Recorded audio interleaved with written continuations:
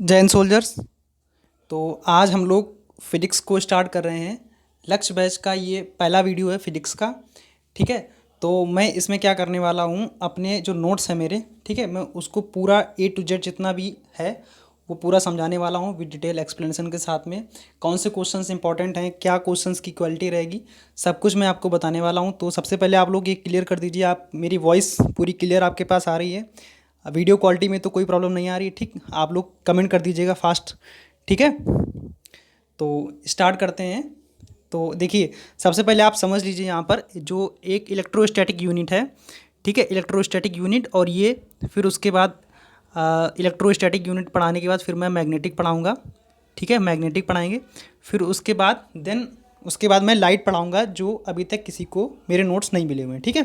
अच्छा, पढ़ाने का तरीका क्या होगा, मैंने पहले भी आपको डिस्कस कर रखा है कि जैसे इलेक्ट्रोस्टैटिक यूनिट की ये देखिए 4 चैप्टर दे रखे हैं। ठीक है। फिर उसके बाद जितने भी इंपॉर्टेंट एमसीक्यूज़ बन सकते हैं इन पूरे चैप्टर से रिलेटेड, ठीक, सारे एमसीक्यूज़ मान के चलिए एक यूनिट के अंतर्गत पूरे के पूरे 100 एमसीक्यूज़ आपको मिलेंगे। ठीक है, वो भी इंपॉर्टेंट जीरो से अप लेवल तक के। सो प्लीज़ पेशेंस बनाए रखिएगा आप लोग। स्टार्टिंग से मतलब हम लोग पढ़ रहे हैं, पढ़ाने जा रहे हैं। ठीक है, आप लोग पढ़ेंगे, हम आपको डिस्कस कराएंगे उस चीज़ के बारे में। तो विद पेशेंस बनाए रखें। और आपका सिर्फ एक काम है, आप प्लीज़ जो कुछ भी आपके मन में आए, जो कुछ भी आपने अभी तक सीखा है, आप पढ़ रहे हैं तो उसमें आप कमेंट जरूर करते रहें लगातार। आपके कमेंट्स हम सीन कर रहे हैं, भले ही रिप्लाई ना दे पाएँ लेकिन पूरा पूरा सीन करेंगे आपके कमेंट्स। ठीक है। फिर उसके बाद आपको क्या करना है, लोगों तक वीडियो शेयर करना है, लोगों को जोड़ना है, ये आपकी जिम्मेदारी। ठीक, जैसा कि मैंने 2 दिन पहले वीडियो बनाया था, मैंने आपको बताया था कि किस तरीके से हमें यानी मुझे किस तरीके से आपको पढ़ाना है, वो मैं आपको उसी वे में पढ़ाऊँगा। ठीक है, तो स्टार्ट करते हैं। ठीक है, तो फर्स्ट चैप्टर हमारा क्या है, फर्स्ट चैप्टर हमारा इस यूनिट इलेक्ट्रोस्टैटिक यूनिट के अंतर्गत फर्स्ट चैप्टर मैंने लिख रखा है coulombs law and electric field. ठीक है, तो लेट्स स्टार्ट करते हैं। तो आप देखिए, तो फर्स्ट नंबर क्वेश्चंस। ठीक है। अच्छा, एक बात और आप सुन लीजिए, है क्या कि जितने भी न्यू कमर्स यानी जितने भी न्यू बच्चे मेरे साथ जुड़े हुए हैं, न्यू स्टूडेंट जुड़े हुए हैं, नए कैडेट्स आए हैं, ठीक है, तो उनके पास मेरे नोट्स नहीं पहुँचे। बहुत कम लोगों के पास, मतलब मान के चलिए जितने भी लोगों के पास मेरे नोट्स पहुँचे, शायद भले ही उन्हें वो क्लास अब ना समझ में आए, लेकिन जितने नए लोग हैं तो वो तो पूरी पूरी क्लास देखें। जितने भी जिन जिन लोगों ने पढ़ लिए मेरे नोट्स फिर भी वो यहीं पे बने रहें, वो प्लीज़ अपने जितना उन्होंने सीखा वो कमेंट अपना करते रहें। प्लीज़ आप लोग अभी साथ बनाए रखें, देन उसके बाद तो आप अच्छी तरीके से मेरी रिक्वेस्ट को समझ ही सकते हैं। ठीक है, तो स्टार्ट करते हैं। देखिए, इसमें क्या होता है, फर्स्ट नंबर क्वेश्चन आप पढ़ेंगे तो इसमें दे रखा है, तो धनावेशित वस्तु में इलेक्ट्रॉनों की कमी। ये धनावेशित वस्तु होता है और इलेक्ट्रॉनों की कमी, और ऋणावेशित वस्तु में इलेक्ट्रॉनों की अधिकता। ठीक है, एक चीज़ आप यहाँ से समझिएगा, ये देखिए हमने बना लिया कि ये क्या है, प्लस क्यू यानी कि धनावेशित वस्तु है और ये ऋणावेशित वस्तु है। ठीक है, प्लस क्यू को देखिए, प्लस क्यू को देखोगे तो इसके पास इलेक्ट्रॉन की संख्या अधिक है। ठीक, जैसे मतलब प्लस ये इलेक्ट्रॉन जो प्लस क्यू है ये अधिक चल रहा है, यानी प्लस में चल रहा है, तो इसमें क्या हो जाएगा, इसमें इलेक्ट्रॉन बाहर निकल जाएंगे। आप निमोनिक्स के जरिए से समझ लीजिए। ठीक है, इलेक्ट्रॉन क्या हो जाएंगे, बाहर निकल जाएंगे। और निगेटिव माइनस क्यू वाला तो उसके पास पहले से ही कम है, तो एक तरीके से समझ लिए उसको लोग देंगे अपने पास क्या देंगे, इलेक्ट्रॉन देंगे, तो उसके पास इलेक्ट्रॉनों की कमी हो जाएगी। तो अब एक चीज़ आप समझिए, जिसके पास इलेक्ट्रॉनों की कमी है तो इसका मतलब उसका भार भी कम हो जाएगा। ठीक है, जिसके पास इलेक्ट्रॉनों की कमी है, ये क्यू से निकल रहे हैं ना भाई, इसके पास प्लस में था तो इससे वापस बाहर निकल जाएंगे, तो इसके पास क्या हो जाएगा, जो इसका द्रव्यमान हो जाएगा। ठीक, तो वो द्रव्यमान क्या हो जाएगा, इसका द्रव्यमान कम हो जाएगा। ठीक, ओके। और इसके पास क्या था, पहले से ही कम था, तो लोगों ने इसे इलेक्ट्रॉन दे दिए अपने पास, तो इसका जो इलेक्ट्रॉनों की क्या हो गया, अधिकता हो जाएगी। और जो इसका वेट, जब इलेक्ट्रॉनों की अधिकता हो गई तो इसका वेट क्या हो जाएगा, कम, इसका वेट अधिक हो जाएगा। इलेक्ट्रॉनों की अधिकता हो जाएगी तो वेट अधिक हो जाएगा। तो ये 2 पॉइंट्स अब आप ध्यान से पढ़ेंगे। ठीक है, मैं बताता हूँ आपको, ये 2 पॉइंट्स आप बहुत ध्यान से पढ़ें। ठीक, तो वही मैंने अभी बता रखा है कि धनावेशित वस्तु में क्या होता है, इलेक्ट्रॉनों की कमी हो जाती है, और ऋणावेशित वस्तु में इलेक्ट्रॉनों की अधिकता। ठीक, दो समरूप धातु के गोले को क्रमशः क्या किया गया है, प्लस क्यू और माइनस क्यू आवेश दिया गया है। तो ऋणावेशित गोले का द्रव्यमान क्या हो गया, अधिक हो गया, और धनावेशित गोले का द्रव्यमान क्या हो गया, कम हो गया। ठीक, आप ये चीज़ समझ पाएँ? पहली क्लास है, हो सकता है ना समझ में आए, और हमारे आपके पढ़ाने और समझने का तरीका थोड़ा डिफरेंट हो सकता है, लेकिन आप पेशेंस बनाए रखें। जो कुछ भी हम आपको समझाएंगे यूनिक समझाएंगे, आगे चल के हम दोनों लोगों का जब कम्युनिकेशन, आपका पढ़ने का और हमारे पढ़ाने का कम्युनिकेशन जब क्लियर हो जाएगा, ठीक है, तो आपको बहुत अच्छे तरीके से समझ में आने लगेगा। ठीक है, तो आगे देखिए, अब देखिए, एक कूलाम आवेश में इलेक्ट्रॉनों की संख्या कितना होता है 6.25 इंटू 10⁻18 कूलाम कूलाम इलेक्ट्रॉन, ठीक है। 6.25 इंटू 10⁻18 इलेक्ट्रॉन, एक कूलाम आवेश में इलेक्ट्रॉनों की संख्या। आपने पढ़ तो लिया, ठीक है, लेकिन ये आया कैसे, ये आया कैसे, तो ये आप बता सकते हैं हमें, ठीक। कौन सा सूत्र, मतलब कौन सा फार्मूला आपने लगाया जो यहाँ पे 6.25 इंटू 10⁻18 इलेक्ट्रॉन आ गया, तो प्लीज़ आप कमेंट करके बता सकते हैं, ठीक है। कमेंट करिए, सभी लोगों के कमेंट हम सीन कर रहे हैं, बताइएगा, ठीक है। जितने लोग भी जुड़े हैं, चूँकि ये क्लास रिकॉर्डेड के तौर पर आपको लाइव दी जाती है, तो इस वजह से हम आप लोगों के नाम नहीं ले सकते, लेकिन बट आपके कमेंट सीन कर रहे हैं, आपका नाम भी देख रहे हैं, सब कुछ कर रहे हैं, ठीक है। बस ये कि आपका अभी नाम नहीं ले सकते, ठीक। लाइव सेशन मिलने के बाद जब लाइव पढ़ाना स्टार्ट करेंगे, अभी ये रिकॉर्डेड वीडियोज़ होता है, ठीक है। रिकॉर्डेड वीडियोज़ लाइव फॉर्मेट में, लाइव जब पढ़ाएंगे देन आपके नाम भी ले सकते हैं हम, ठीक है। तो आप समझिए, देखिए आपने एक फॉर्मूला बहुत छोटा सा स्टार्ट में ही पढ़ रखा होगा, क्यू बराबर क्या पढ़ रखा है, क्यू बराबर एन इंटू ई। आपको क्लियरली दिख रहा है या कोई प्रॉब्लम आ रही करने में, ठीक है। क्यू बराबर क्या होता है, एन इंटू ई, ठीक है। तो देखिए क्या कहा गया कि एक कूलाम आवेश में, तो क्यू की वैल्यू क्या, एक कूलाम आवेश, ठीक है। आपको क्या करना है, एन की वैल्यू फाइंड करनी है, इसकी वैल्यू क्या करनी है, फाइंड करनी है। और इसकी वैल्यू आपको पता है क्या होता है, 1.6 इंटू 10⁻⁻19, ठीक। ये क्या होता है, ई क्या होता है, ई होता है एक इलेक्ट्रॉन पर आवेश। ई क्या होता है, एक इलेक्ट्रॉन पर आवेश। तो एक इलेक्ट्रॉन पर आवेश कितना होता है, 1.6 इंटू 10⁻⁻19, ठीक है, समझ गए। -19 कूलाम कितना होता है, ऋणावेश होता है, सदैव याद रखिए। एक इलेक्ट्रॉन पर, ये पॉइंट आप नोट कर लीजिए अपने माइंड पर, एक इलेक्ट्रॉन पर 1.6 इंटू 10⁻⁻19 कूलाम ऋणावेश होता है, धनावेश नहीं, ऋणावेश। एक इलेक्ट्रॉन पर ऋणावेश होता है 1.6 इंटू 10⁻⁻19। तो देखिए जब n की वैल्यू में फाइंड करनी तो इसकी वैल्यू यहाँ पे 1 में चली जाएगी, ठीक। यहाँ पे मैं अभी इरेज करके मतलब बता दे रहा हूँ, एक सेकंड रुक जाइए, ठीक है। तो देखिए मतलब अभी मैंने हटा दिया, आप लोग फिर से मैं लिख दे रहा हूँ, ठीक है। तो Q बराबर क्या था, एन इंटू ई था, तो इसकी वैल्यू में फाइंड करनी थी। Q की वैल्यू 1 आई थी ना, तो 1/1.6 इंटू 10 कितना आएगा, -19, ठीक है। आप जब इसको सॉल्व करेंगे तो कितना आ जाएगा, 6.25 इंटू 10⁻18 इलेक्ट्रॉन, ठीक है, समझ गए, इतना आ जाएगा, ठीक है, इलेक्ट्रॉन। तो आई होप ये आप लोग क्लियरली समझ गए होंगे। तो फर्स्ट डे थोड़ा सा टाइम लगेगा, आप मैनेज कर लीजिए बस, कोई बात नहीं। देन उसके बाद जैसे ही थोड़ा सा हम आगे बढ़ते चले जाएंगे तो पढ़ाने का तरीका और समझाने का तरीका भी थोड़ा सा मेंटेन होता जाएगा, ठीक है। फिर उसके बाद आप नेक्स्ट क्वेश्चन की तरफ मूव करेंगे, ठीक है। इलेक्ट्रॉन की निर्वात में वैद्युशीलता पूछी गई है, एप्सिलॉन नॉट की आपको क्या निकालना है, विमा फाइंड करनी है, ठीक है। एप्सिलॉन नॉट की विमा आपको फाइंड करनी है। तो किस तरीके से निकालेंगे, देखिए आपको पता है कि एफ बराबर क्या होता है, 1/4 एप्सिलॉन नॉट Q1 Q2/r²। आपने ये पढ़ रखा है, ठीक है, ओके, पढ़ रखा है। तो यहाँ से एप्सिलॉन नॉट की वैल्यू आपने फाइंड कर ली, यहाँ से एप्सिलॉन नॉट की वैल्यू आपने फाइंड कर ली, तो कितना आया, एप्सिलॉन नॉट बराबर क्या आया, Q1 Q2/FR², ठीक। क्यू, अब देखिए क्यू जो होता है, क्यू बराबर आपने पढ़ रखा है कि आई इंटू टी होता है, आई एम्पियर और टी समय हो गया, तो इसकी वैल्यू, इसका क्या निकला है, AT। और देखिए यफ जो ये दे रखा है, यफ ये दे रखा है, तो यफ बराबर क्या होता है, ए बराबर क्या होता है, त्वरण बराबर क्या होता है, मीटर/सेकंड², यानी कि LT-2, और m का तो m होता ही है, ठीक। ये चीज़ आप समझ गए। तो बस आपको यहीं पे सीधा पुट कर देना है, कोई प्रॉब्लम ही नहीं, ठीक। Q1 Q2 को क्या लिखेंगे, Q को क्या लिखेंगे, AT, जबकि डबल Q दे रखे हैं ऊपर, यहाँ पे देखिए, यहाँ पे डबल Q दे रखे हैं ना, तो यहाँ पे A² T² आ जाएगा। और यफ क्या होता है, यफ बल होता है ना, MA, मैंने यहाँ पे लिख रखा है, देखिए ध्यान से, MLT-2, तो आपने ये यहाँ पे पुट कर दिया, और R² की वैल्यू यहाँ पे आ गई, L², ठीक है। तो बस इसको आप सॉल्व कर लीजिए। तो निर्वात की जो वैद्युशीलता होगी, एप्सिलॉन नॉट की विमा क्या निकल आएगी, ये निकल आएगी, ठीक है।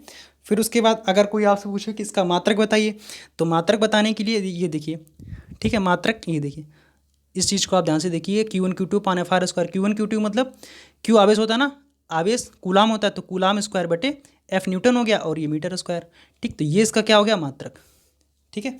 तो आई होप ये तो आप पढ़ ही चुके हैं, लेकिन हम पढ़ा रहे हैं जो न्यू कमर्स हैं, या मतलब आप भी रिवीजन करते जाइए, छोड़ के ना जाइए आप लोग, मतलब अभी साथ में पढ़ लीजिए, जो कुछ भी आपको आता है प्लीज़ कमेंट करते रहेंगे।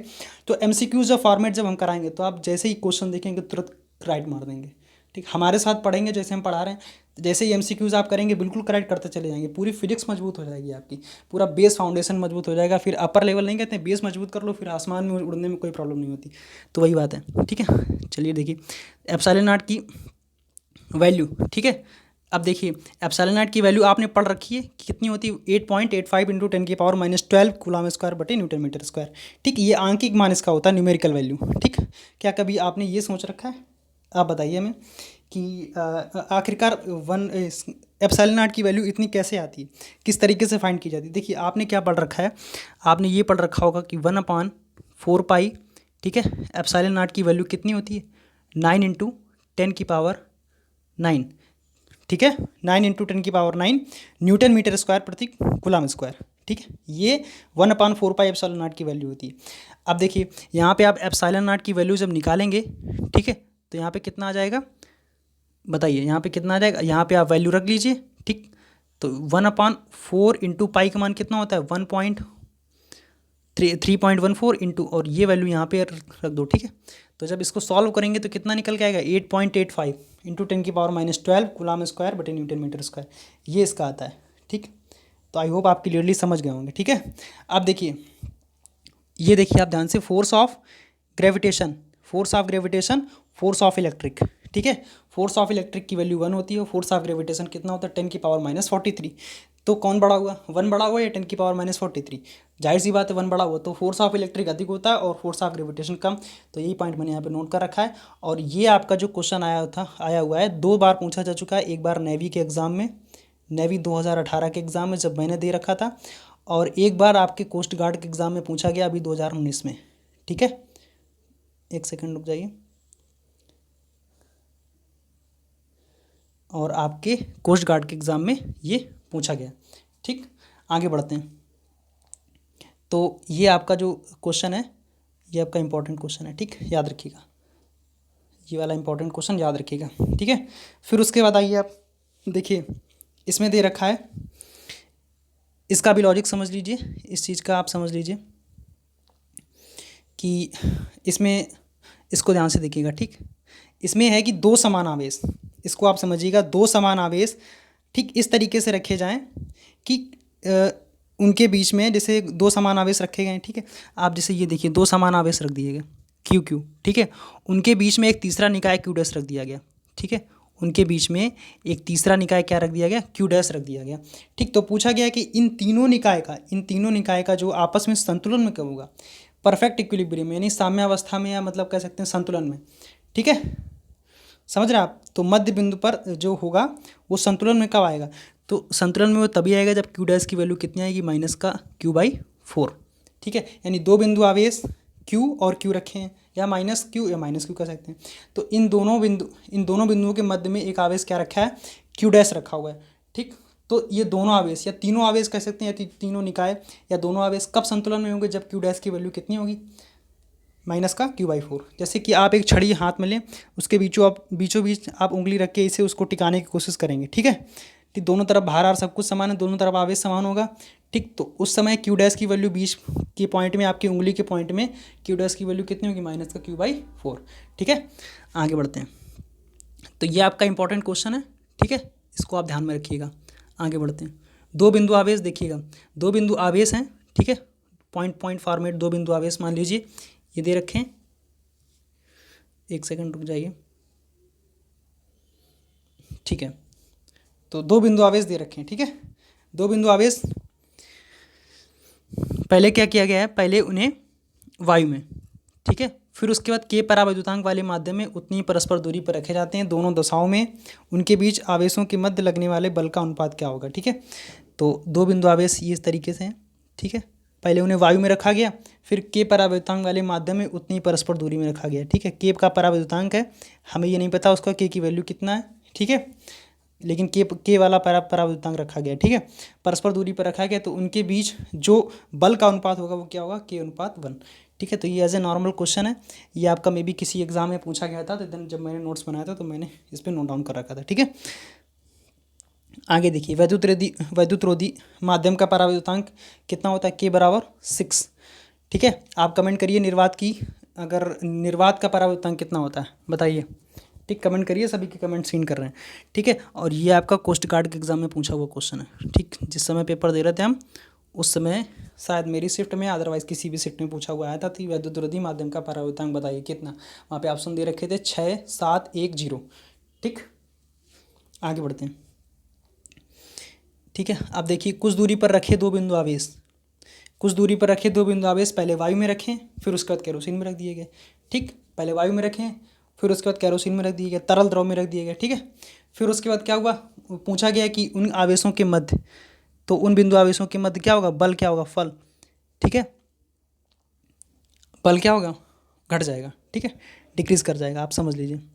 तो ये एज ए नॉर्मल क्वेश्चन था, मतलब आप समझ लीजिए इस तरीके से। फिर उसके बाद आगे बढ़ते हैं। देखिए वैद्युत क्षेत्र की तीव्रता, वैद्युत क्षेत्र की तीव्रता आप सभी को पता है, E बराबर एफ अपॉन क्यू नॉट होता है। ठीक, इसमें समझने वाली चीज़ क्या है, कभी कभी एज ए नॉर्मल पूछ देता है कि ये कौन सी राशि है।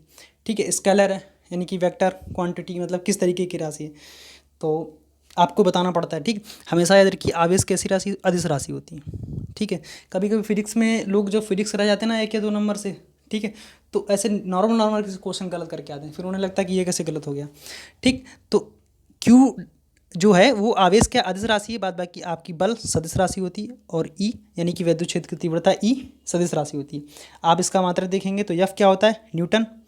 ठीक है, और क्यू क्या होता है, कूलाम, यानी कि इसका मात्रक जो जाएगा क्या होगा, न्यूटन प्रति कूलाम, या इसे बोलते हैं वोल्ट प्रति मीटर। ठीक है, क्या बोलते हैं, वोल्ट प्रति मीटर। ठीक है, समझ गए आप। तो आप देखिएगा, फिर उसके बाद एक मात्रक इसका जूल प्रति कूलाम प्रति मीटर होता है। ठीक, तो आपको पता है कि वोल्ट, वोल्ट यानी वी बराबर क्या होता है, डब्ल्यू अपॉन क्यू नॉट, आपने पढ़ रखा होगा। ठीक है, तो ये क्या हो गया, जूल हो गया, ये जूल हो गया, और ये क्या होगा, कूलाम हो गया, और अदरवाइज ये मीटर के नीचे था ही है। ठीक है, समझ गए आप। तो वोल्ट की वैल्यू क्या होती है, वोल्ट यानी वी बराबर डब्ल्यू अपॉन क्यू नॉट, आपने पढ़ रखा होगा। तो एक मात्रक इसका क्या होगा, जूल बटे कूलाम बटे मीटर। ठीक है, डायमेंशन आप फाइंड कर लेंगे यहाँ से, डायमेंशन फाइंड करने में कोई प्रॉब्लम नहीं होगी। ठीक है, डायमेंशन आप यहाँ से फाइंड कर लें। न्यूटन क्या होता है, या बराबर एम ए, यानी M L T minus 2। Coulomb क्या होता है, ए इंटू टी। ठीक है, तो अभी मैं आपने फाइंड कर लिया यहाँ से। ठीक, तो ये देखिए, ये आपका एक तरीके से मान लीजिए ये भी इंपॉर्टेंट क्वेश्चन है आपके नेवी के एग्ज़ाम के लिए, और कोस्ट गार्ड के लिए में भी हो सकता है कि एयरफोर्स में अभी इस टाइप के क्वेश्चन ना पूछे, बट आप 2 एग्जाम के लिए मान के चलिए। ठीक है, आगे बढ़ते हैं। एक वैद्युत क्षेत्र अल्फा किरणों को विक्षेपित कर सकता है। ठीक, ये पॉइंट आप नोट डाउन कर रखें, याद कर लें। ठीक है, फिर उसके बाद अगला पॉइंट देखिए, एक प्रोटॉन और तथा एक इलेक्ट्रॉन एक समान वैद्युत क्षेत्र में है। ठीक है, प्रोटॉन भी है या इलेक्ट्रॉन भी है, या इलेक्ट्रॉन प्रोटॉन दोनों हैं, तो उनके बलों के परिणाम कैसे होंगे, बराबर होंगे, इक्वल होंगे। तो जो बल इलेक्ट्रॉन पे लगेगा वही बल प्रोटॉन पे भी लगेगा। ठीक है, आगे बढ़ते हैं। आपने पढ़ रखा होगा कि बल आघूर्ण क्या होता है, टाउ बराबर क्या होता है, पी इंटू ई। ठीक है, वैद्युत क्षेत्र ई है और पी क्या है, आघूर्ण। ठीक है, द्विध्रुव पर लगने वाला आघूर्ण। तो फिर उसके बाद बल आघूर्ण उसके पूछा गया है, टाउ बराबर P vector cross E vector. ठीक है, तो इसका कॉन्सेप्ट अभी हम आगे वो समझाएंगे आपको। ठीक है, फिर उसके बाद आप ये देख लीजिए, वैद्युत द्विध्रुव पूछा गया है, वैद्युत द्विध्रुव पी वेक्टर बराबर क्या होता है, क्यू इंटू 2l। ठीक है, आपने पढ़ रखा होगा। और वैद्युत द्विध्रुव जो होता है ये एक सदिश राशि होती है, वैद्युत द्विध्रुव एक सदिश राशि होती है। ठीक है, और इसकी दिशा जो होती है वो ऋणावेश से, ठीक है, इसकी दिशा जो होती है वो ऋणावेश से धनावेश की ओर होती है। और क्यू कूलाम होती है, देखिए इसका मात्रक आप यहाँ से देख लीजिए। ठीक है, मात्रक क्यू कूलाम, एल मीटर हो गया। तो कूलाम मीटर जो होता है, ठीक है, इसकी डायमेंशन जो हो जाएगी विमा L into T into A. ठीक है, अब देखिए one of the most important question आ गया। ठीक है, अब मैं बताऊँ आपको ये कहाँ पूछा गया है क्वेश्चन। ये आपका पूछा गया था। ठीक है, ये 2018 के एग्ज़ाम में जब मेरी शिफ्ट में आया हुआ क्वेश्चन है, देन मैंने इसको नोट किया था।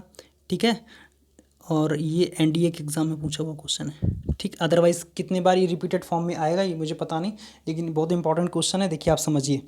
ठीक है, तो देखिए 2 बिंदु आवेश दे रखे हैं, प्लस क्यू और माइनस क्यू, ये मैंने लिख लिया। ठीक है, ये देखिए प्लस क्यू और ये माइनस क्यू, इनके बीच क्या है, एफ बल वेक्टर कार्यरत है। ठीक है, यदि एक आवेश स्थिर हो, माना कि हमने क्या किया, एक आवेश स्थिर कर दिया। ठीक है, एक आवेश ये स्थिर कर दिया। ठीक है, दूसरा उसके आर त्रिज्या के वृत्त में चक्कर काटता है, माना कि ये जो इसकी रेडियस है कितनी है, आर है, तो ये दूसरा आवेश जो है ये इसके आर त्रिज्या के वृत्त में चक्कर काट रहा है। ठीक है, तो पूछा गया कि किया गया कार्य क्या होगा। किया गया कार्य W पूछा गया यहाँ पे, ठीक, समझिएगा। फिर से ये लैंग्वेज समझ लीजिए, ठीक है। दो बिंदु आवेश हैं, प्लस क्यू, ये वाला प्लस क्यू और ये मान लिया माइनस क्यू, ठीक है। इन दोनों के मध्य एफ वेक्टर बल कार्यरत है, दोनों के बीच की दूरी है आर है, ठीक है। एक आवेश स्थिर है, मान लिया कि ये प्लस क्यू वाला आवेश जो है ये आवेश स्थिर है और दूसरा इसके आर त्रिज्या के वृत्त में चक्कर काट रहा है, ठीक है, समझ गए आप। आर त्रिज्या के वृत्त में चक्कर काट रहा है, ये देखिए चक्कर काट रहा है, ये फिक्स हो गया, ठीक। तो यहाँ पे कार्य पूछा गया जैसा कि आपने देखा, ठीक है। चूंकि ये पॉइंट यानी कि ये आवेश जहाँ पे था, जहाँ से चला मतलब वहीं पे लौट के आ गया, सो डिस्प्लेसमेंट डी बराबर इज इक्वल टू जीरो। जब विस्थापन शून्य हो जाएगा तो किया गया कार्य क्या हो जाएगा, शून्य। आपने पढ़ रखा ना, जब विस्थापन शून्य तो किया गया कार्य शून्य, इसलिए इसका आंसर कितना आता है, शून्य आता है, ठीक है। आगे बढ़ें, ठीक है। ये आपको एज ए नॉर्मली याद रखना है, ठीक है। आपने पढ़ भी रखा होगा कि एक समान स्थिर वैद्युत क्षेत्र में, ठीक है, किसी बिंदु आवेश के कारण, एक सेकंड रुक जाइए, ठीक है, बिंदु आवेश के कारण वैद्युत क्षेत्र की तीव्रता ई प्रोपोर्शनल टू किसकी होता है, 1/r²। के आपने फार्मूला पढ़ रखा है ना, ई बराबर 1/4πε0 Q1 Q2 अपान r², ठीक। तो उसी से लिया गया है 1 ई प्रोपोर्शनल टू 1/r² के, ठीक है। और आपने पढ़ रखा होगा कि वैद्युत द्रुध्रुव के कारण जो तीव्रता होती है वैद्युत क्षेत्र की ई बराबर क्या होता है, 1/4π वैद्युत द्रुध्रुव के कारण, यहाँ क्या है, पॉइंट फॉर्मेट है, ठीक है, बिंदु आवेश के कारण, ठीक, ये चीज़ समझिएगा। बिंदु आवेश के कारण ये है, ठीक है, और वैद्युत द्रुध्रुव जहाँ आ गया, ठीक है, वैद्युत द्रुध्रुव इलेक्ट्रिक डायपोल जब ये आ जाएगा तो क्या होगा, 1/4πε0 2p/r³, 2p/r³। सो आप चीज़ ये समझ गए ना, ठीक है। देखिए वही जो मैंने अभी आपको स्टार्टिंग में बता रखा था ना, सेम वही यहाँ पे लिख रखा मैंने, ठीक है। इलेक्ट्रॉन देखिए प्लस क्यू था, इस पे प्लस क्यू था, इसका मतलब इसके पास ज़्यादा थे तो इलेक्ट्रॉन हटा दिए गए, इसके पास कमी हो गई, और जब कमी हो गई तो बाहर कैसा हो गया, कम हो गया, ठीक। इसके पास क्या था, इलेक्ट्रॉन ई था यानी निगेटिव में है, तो इसको इलेक्ट्रॉन दे दिए गए, इसका मतलब जब दे दिए गए तो उसके पास भार बढ़ गया, तो उसका भार कैसा हो गया, खत्म काम, समझ गया आप ना, ठीक है। ये देखिए क्यू जो होता है ना, Q1 Q, ये फार्मूला होता है, आपको ये फार्मूला आपको याद रखना है, मतलब एक तरीके से इस पे बेस्ड मैं एक दो क्वेश्चंस आपको कराऊंगा बाद में, ठीक है, आप ये याद रखिएगा। आगे बढ़ते हैं, पूछा गया कि अगर क्या कर दिया जाए, दूरी आधी कर दिया जाए, ठीक है, दूरी आधी कर दिया जाएगा तो बल कितना होगा। आप जब दूरी आधी कर दोगे तो ये, एक सेकेंड, तो जब दूरी आधी करोगे तो 1/2 का क्या हो जाएगा, होल स्क्वायर, ठीक है। तो इसका कितना हो जाएगा, 1/1/4 यानी कि 4 ऊपर चला जाएगा, ठीक है। तो कितना हो जाएगा, बल कितना हो जाएगा, 4 गुना हो जाएगा, ठीक है, बल 4 गुना हो जाएगा। अगर कह दिया जाए कि दूरी कितनी कर दी जाए, दूरी 1/4 कर दी जाए तो बल कितना हो जाएगा, 16 गुना हो जाएगा। 4 कर देंगे यहाँ पे 4 कर देंगे, ठीक है, समझ गए। आगे बढ़ते हैं, शुद्ध जल का परावर्तितांक 81 है, शुद्ध जल का परावर्तितांक 81 तो निरपेक्ष विद्युतशीलता ε0 की वैल्यू पूछी गई आपसे, आप बताइए किस तरीके से निकालोगे। तो आपको पता है कि एप्सिलॉन बराबर K/ε0 होता है। आप यहाँ से, ठीक है, आप यहाँ से जो के की वैल्यू दे रखी 81 और ε0 की वैल्यू आपको पता है कि 8.85 × 10⁻⁻12 होता है। आप यहाँ से एप्सिलॉन की वैल्यू निकाल लेंगे, ठीक है। कूलाम का नियम परमाणुवीय तथा नाभिकीय दूरियों के लिए सत्य होता है, ये इंपॉर्टेंट पॉइंट आप याद रखिएगा, ठीक है। नेक्स्ट पॉइंट आप देखिए, वैद्युत क्षेत्र में इलेक्ट्रॉन क्या करता है, ऊंचे विभव की ओर, और प्रोटॉन क्या होता है, निम्न विभव की ओर गति करता है, ठीक है, निम्न विभव की ओर गति करता है। तो देखिए आप लोग क्लास में शेयर कर दिया करिए, जाइएगा नहीं, आप लोग बस रिवीजन करते रहिए, जो चीज़ आप समझ रहे हैं यहाँ पे आप कमेंट करते रहिए, सभी लोगों के कमेंट सीन कर रहे हैं। थोड़ा सा फर्स्ट क्लास है, अब मतलब टाइमिंग कम करने में, ये सारी चीज़ें कंप्रोमाइज़ करने में थोड़ा सा समय लगेगा, बाद बाकी बहुत ही अच्छी तरीके से, शानदार तरीके से क्लासेस स्टार्ट रहेंगी, ठीक है। आगे बढ़िए, तो ये क्या है कि वैद्युत क्षेत्र जो है इसमें इलेक्ट्रॉन क्या करता है, ऊंचे विभव की ओर गति करता है, हाई पोटेंशियल की ओर राइज करता है, और जो अगर प्रोटॉन की अगर आ जाए तो निम्न विभव की ओर, ठीक है। आप देखिए इलेक्ट्रॉन इस तरीके से आप फिगर वाइज समझ लीजिए, ठीक है, ये आपका है, ठीक है, ये मान लीजिए कि ये एक इलेक्ट्रिक फील्ड है, क्या है, ये एक इलेक्ट्रिक फील्ड है, और यहाँ पे आपका इलेक्ट्रॉन रखा है, यहाँ पे प्रोटॉन रखा है। तो इलेक्ट्रॉन जो होता है वो ऊंचे विभव की ओर हाई पोटेंशियल की ओर गति करता है, और प्रोटॉन जो होता है निम्न विभव की ओर गति करता है, ठीक है। ई ऊपर की ओर, पी नीचे की ओर, ठीक है। आगे बढ़ते हैं, और ये देखिए इंपॉर्टेंट क्वेश्चन आ गया आपका, ठीक है। कई बार एग्जाम में रिपीटेड हो चुका है और आगे होता भी रहेगा। कोई भी आवेशित कण है, ठीक है, ये माना कि कोई भी आवेशित कण है और ये इलेक्ट्रिक फील्ड है यहाँ पे, ठीक है, इलेक्ट्रिक फील्ड है यहाँ पे जनरेट है और क्या करता है, आवेशित कण है और वैद्युत क्षेत्र है, वैद्युत क्षेत्र के लंबवत प्रवेश करता है। किस तरीके से, इलेक्ट्रिक फील्ड है और क्षेत्र के लंबवत प्रवेश करता है इस तरीके से। जब लंबवत प्रवेश करेगा तो कण का पथ कैसा हो जाएगा, परवलयाकार, परवलिक मोशन हो जाएगा, इस तरीके से घूम जाएगा, ठीक, इस तरीके से। तो क्या क्या हो जाएगा, परवलयिक, ठीक, पैराबोला हो जाएगा, ठीक। आगे बढ़ते हैं। वैद्युत द्विध्रुव पर लगने वाला बल युग्म आघूर्ण आपने पढ़ा रखा कि टाउ वेक्टर बराबर क्या होता है, P vector cross E vector, ठीक है।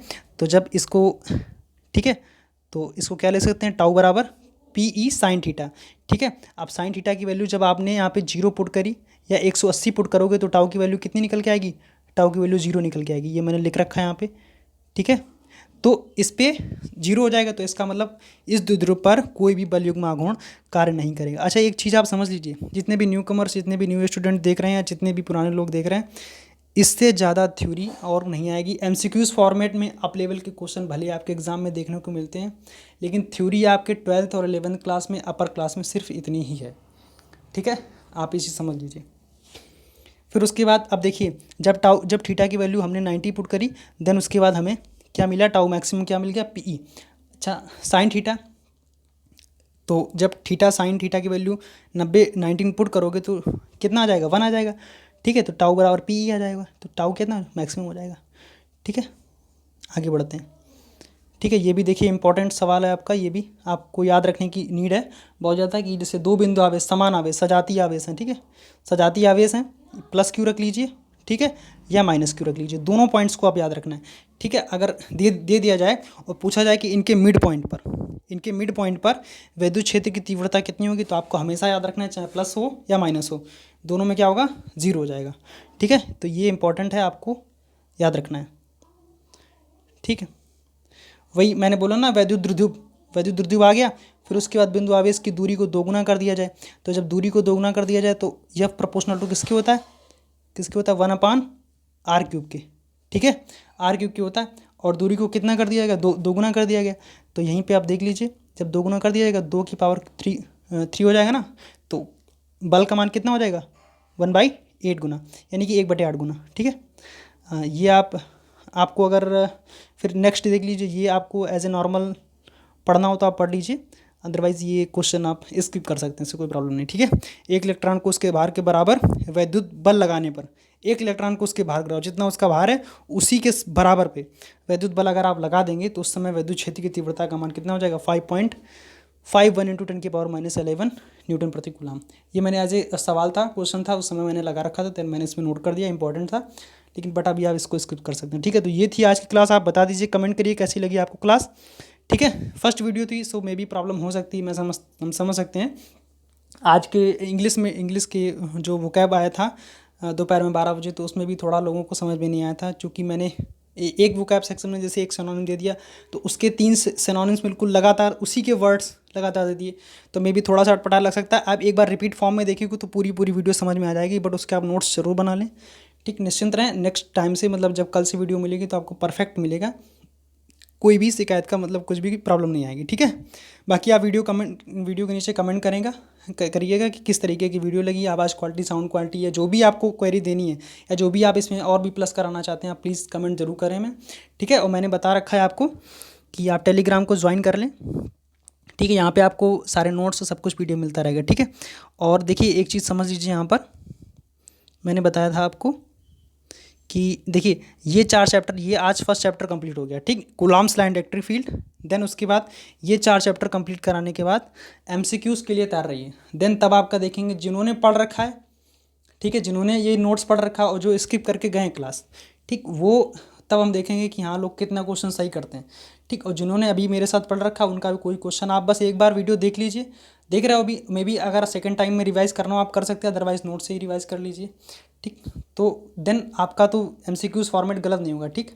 फिर उसके बाद जिन्होंने पढ़ रखा है तो उनका भी गलत नहीं होना चाहिए, ठीक है। तो आज की थी ये वीडियो, बताना, कमेंट करना, ठीक है, लोगों तक शेयर कर देना, ठीक है। मिलते हैं नेक्स्ट वीडियो में, ठीक है। धन्यवाद साथियों।